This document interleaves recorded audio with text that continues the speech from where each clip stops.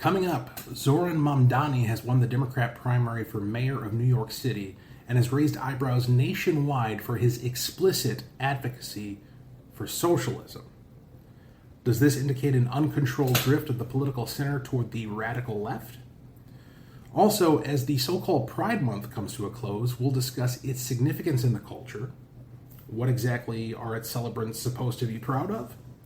And why do we see so many examples of that pride being expressed through public lewdness and the desecration of sacred symbols? We'll also consider the question, should the United States Census be changed to count only U.S. citizens?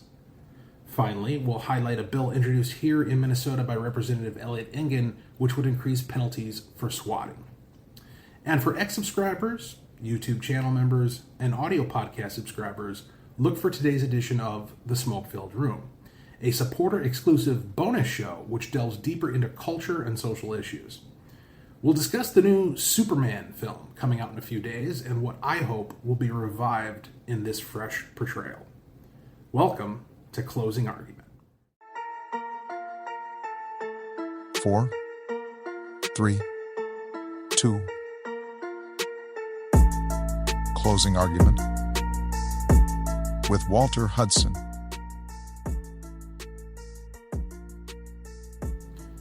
The more we hear from New York City mayoral candidate Zohran Mamdani, the more concerning it is that he won the Democrat primary and may indeed become the chief executive of America's most prestigious city.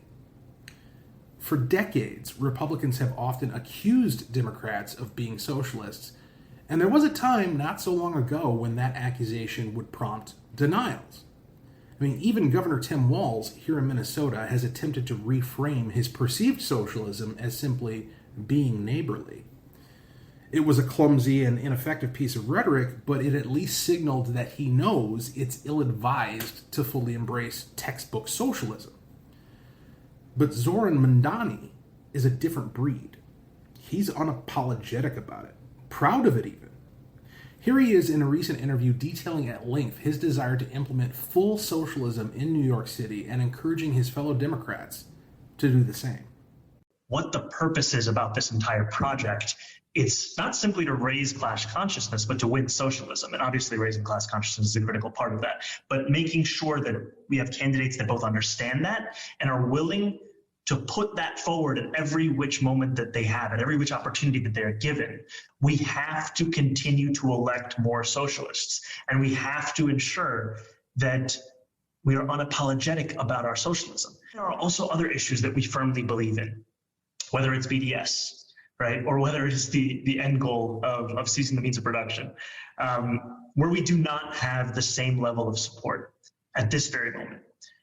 And what I want to say is that it is critical that in the way that we organize, in the way that we set up our work and our priorities, that we do not leave any one issue for the other, that we do not meet a moment and only look at what people are ready for, but that we are doing both of these things in tandem.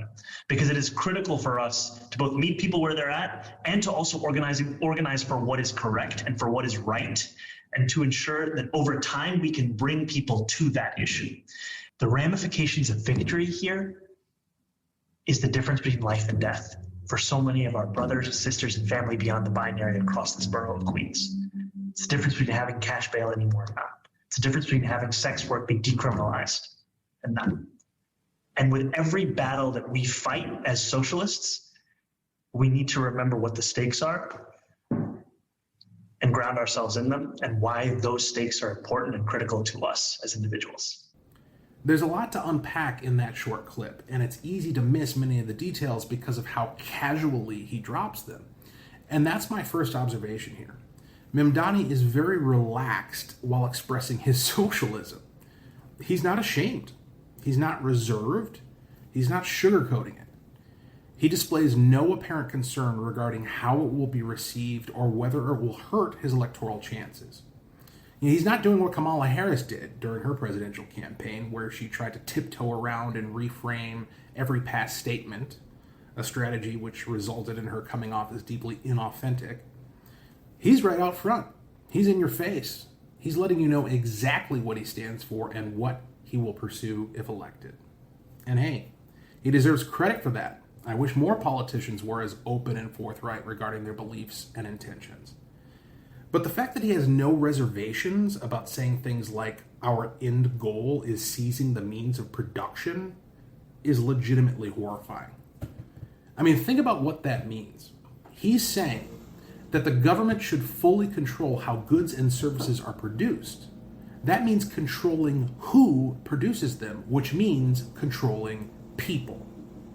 He's advocating for slavery here, and doing so explicitly. And that's not speculation. We have a historical record to look back on. Everywhere socialism has been implemented in the form Mamdani suggests, human rights have been utterly trampled, economies have collapsed, and tens of millions of people have either starved or been murdered by their own government. Terms like Nazi and fascist have been so overused in the political discourse that they've lost much of their rhetorical potency. But imagine if there was an actual American politician who was actually saying our end goal is fascism. That's effectively what we're seeing here. From a human rights perspective, there is no space between socialism and fascism. They both subordinate the individual to the state. They both demand total loyalty to the regime. They both kill to effect their prescribed utopia. And we have a viable mayoral candidate for America's most prestigious city openly campaigning to unleash that hell on his city. Now, this raises some interesting questions in the wake of recent events here in Minnesota. We just endured the political assassination of House Speaker Emerita Melissa Hortman and her husband Mark, and my colleague Senator John Hoffman and his wife Yvette remain in the hospital after being shot several times by the same assailant that murdered the Hortmans. That tragedy has prompted a lot of reflection in our state about the nature of our political discourse and the importance of not dehumanizing political opponents to the point that some lunatic feels justified in committing an act of violence. That's an important consideration that must be taken seriously. Calling people Nazis or fascists, as prominent Democrats have described Republicans, or calling people demons or ghouls, as I confess to having done in reference to Democrats, has a dehumanizing effect that can make it more likely that some loon will do the unthinkable. A crucial distinction needs to be made, however. It's one thing for someone to fallaciously call someone a disparaging name. It's another thing to accurately identify what someone seeking or holding public office actually intends to do. And Zohran Mamdani has made it very clear what he wants to do. He wants to implement an ideology that has resulted in 50 to 100 million deaths in the last century alone. He wants a totalitarian regime that controls American people's lives. And he wants more candidates like him to be elected to effect that nightmare on the entire United States. That is a clear and present threat. And while political violence is not the appropriate answer to that threat, we must nonetheless recognize it as a threat. When someone tells you, I'm going to take your freedom, I'm going to seize your property, I'm going to force you to do what I want and be what I demand, that is objectively criminal. If one individual said that to another individual, they would be charged with a crime. The threat is not sanitized when implemented through public policy. Mamdani should be strongly condemned by his party and drummed out of the race for mayor of New York. If he's not, then it raises significant concerns regarding the current state of the Democrat Party. We're coming up on the 4th of July, which means, among other things, that we're about to see the end of this year's so-called Pride Month. Happy Pride, Minneapolis, here in our city. Love is love. Check it out. We stand up for everyone. This is Minneapolis. And I have to say, the whole thing seemed a bit muted this year. We didn't see the same eager corporate displays of support that have characterized past years. In fact, there was so little mention of Pride Month this year that you could be forgiven for forgetting it's a thing. Significant developments like the war between Israel and Iran, the political assassinations here in Minnesota, and the work in Washington, D.C. to pass the One Big Beautiful Bill have all overshadowed the fabulous pomp and circumstance of Pride Month. That said, festivals, parades, and events did take place around the country and around the world, and we once again saw lewd displays of nudity and the desecration of sacred symbols. So it's worth taking a moment as this year's Pride Month comes to an end to ask the question, what is it we're supposed to be proud of here? Let me start off by addressing the most obvious objection to me even asking that question. My goal here is not to rail against the LGBT community. I could truly care less what you do in your bedroom. But I do care what you do in public, because my children and other innocent Americans have to endure that behavior being imposed upon them. And I sincerely can't fathom an innocent or benign reason for why people would feel justified in twerking in front of toddlers or prancing naked down a public street or desecrating sacred symbols. The whole thing seems very much more like a pagan ritual than a quest for human rights. This past Friday, I was a guest on the Twin Cities public television program known as Almanac. I was part of their political panel discussing the fallout from the recent political assassinations. One of my Democrat colleagues from the House, Representative Athena Hollins, was also on the program in a prior segment discussing Pride Month and the legislative priorities of the bicameral Queer Caucus. And before you freak out about that, that's what they call themselves. I didn't come up with it. Hollins had some interesting comments connecting the history of the LGBT movement to its current agenda. Take a listen here, and then I want to highlight a critical distinction that separates then from now. I wonder about Pride. Why is having Pride Month still important? Oh, great question. I mean, I think everything that we're seeing at the federal level is the reason why it's still important. We've made huge strides, but the reality is there's so much further to go. And many people just want to love who they love. They want to live their lives fully and authentically, and that's what we're trying to do here in the state of Minnesota. One of the most visible issues now is the Federal Health and Human Services Department investigating whether biological males can play girl sports. Yeah. What's the status of that in the community? I mean, I think we're outraged. I think in general, the idea that we are going to start picking apart what people's gender is just biologically incorrect, right? We know there's more than two genders in any particular situation. Trans girls are girls, and they want to play sports with other girls, with other little girls. And I don't think there's anything wrong with that. And I think most Minnesotans see this as really a non-issue that's distracting from the real things that people care about, like how much their groceries are, how much they're paying for rent, things like that. Now, the first thing to point out here is that Hollins is objectively incorrect about the majority of Minnesotans not caring about boys playing in girls' sports. It's an 80-20 issue, and the majority is on the side of fair and safe conditions for our women and girls. And it's objectively incorrect that trans girls are girls, because if that were true, you wouldn't have to say it. The fact that you have to place the adjective in front of the noun means that you're making a distinction. There's simply no argument to be had on either of those points. But setting that aside, the more relevant observation here is that there has been an evolution of demand from the LGBT political lobby. When we were debating gay marriage back in the day, there was broad bipartisan agreement that non-conforming couples should have the liberty to enter into civil unions. I was on that side of the debate. I didn't want to equate marriage with it, because marriage is an inherently religious and social institution that models God's relationship to us and serves to incubate future generations of human beings, which can only be the product of a union between a man and a woman. I mean, again, that's not debatable. These are different arrangements. They are not the same thing. But the libertarian in me believes that people should be free to enter into whatever covenant or contractual relationship they want to, so long as it doesn't harm another person. And that's how gay marriage was sold. We were told, this doesn't hurt anyone. This doesn't impact your marriage. This is between two other people and it doesn't affect you, etc.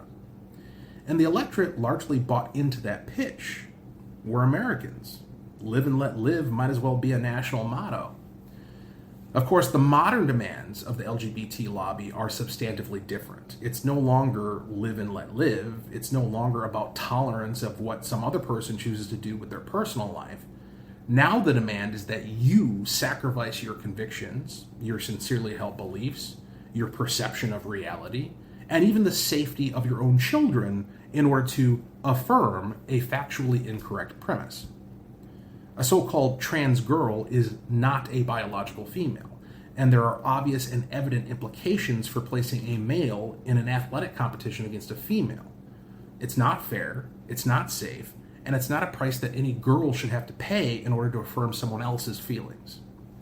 So as Pride Month comes to a close, I ask my LGBT neighbors here in Minnesota, when will enough be enough? Where's the goalpost? And how do we know when we've made it there? Because it certainly seems as though that goalpost is constantly moving and the demands of your political lobby are increasingly intrusive, inappropriate, and even physically dangerous. And that's nothing to be proud of. We are halfway through the 2020s and therefore right between the previous and future census here in the United States. There have been several headlines indicating that the 2020 census was not conducted properly and that several red states have fewer congressional representatives and electoral votes than they probably ought to, while blue states have more than they deserve. But even if the census was conducted properly, there's still an issue that would not be effectively addressed. And that's the 10 to 20 million illegal aliens who have been dispersed throughout the several states, diluting political representation in red states and bolstering it in blue states. In this clip from the Heritage Foundation, Hans von Spakovsky prescribes changing the census process to only count American citizens. 2 years ago, the Census Bureau admitted it had made major errors in its census counts. And in fact, it had undercounted the population in a number of red states like Texas and Florida. And in fact, they should have gotten more congressional seats, which means they get more electoral college votes. And the other thing is, again, unfortunately, apportionment is still based on total population. Well, that includes aliens who are in the country, including illegal aliens. If apportionment was based on citizen population, as it should be, that, of course, affects how many electoral college votes you have. And again, the electoral college votes that Trump would have gotten would have been higher because places like California, which have huge numbers of illegal aliens, would lose anywhere from 4 to 6 electoral college votes. Now, I have mixed feelings about this. On the one hand, I certainly recognize that the original intent of this process did not account for a future where tens of millions of non-citizens would flood across our borders and have a destabilizing impact upon the electoral map. On the other hand, I imagine that the reason our founders chose to have the census count people rather than citizens was because they wanted to thread a particular needle. We don't let non-citizens vote, but they still have inherent human rights, including the right to some measure of political representation, even if they aren't voting in our elections, similar to children and other people who aren't eligible to vote. But when I weigh those two concerns in a modern context, I think the gravity of the immigration crisis enabled under the Biden administration is so dire that it may in fact justify altering how we conduct the census. This seems especially wise when you compare other nations' immigration policies to our own. Here's Rush Limbaugh breaking it down in a clip from years ago.